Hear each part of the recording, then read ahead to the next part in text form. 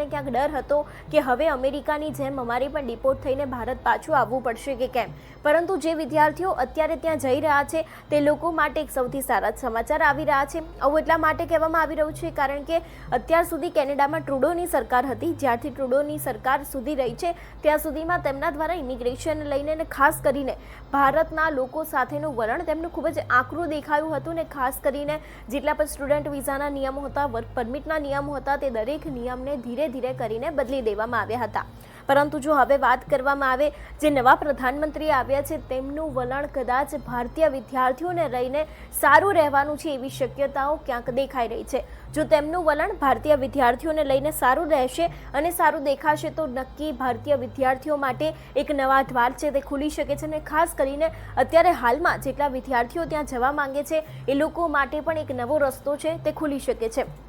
આવું એટલા માટે પણ કહેવામાં આવી રહ્યું છે કારણ કે કેનેડાના જે ઇમિગ્રેશનના નિયમો છે તે દિવસે ને દિવસે હવે વધારે ને વધારે કઠિન બનતા જાય છે। વિઝાના નિયમ હોય, વર્ક પરમિટના નિયમો હોય કે પછી ઇમિગ્રેશનને લગતા કોઈ પણ નિયમ હોય તે એક બાદ એક હવે બદલાઈ રહ્યા છે। પરંતુ જો વાત કરવામાં આવે ખાસ કરીને ભારતથી કેનેડા જતા લોકો માટેના જે તે નિયમો હતા તે દરેક નિયમને વધારે સ્ટ્રિક્ટ કરી દેવામાં આવ્યા હતા। તેની સાથે ઘણા બધા નિયમો એવા છે જેને બદલી નાખવામાં આવ્યા હતા, પરંતુ હવે ક્યાંક આ નિયમો છે તેમાં પણ થોડો ઘણો ફાયદો થઈ શકે છે અને ખાસ કરીને જેટલા પણ વિદ્યાર્થીઓ હવે કેનેડા જવા માંગે છે એ લોકો માટે પણ થોડા જ સમયની અંદર કેનેડાથી એક સારા સમાચાર આવી શકે છે।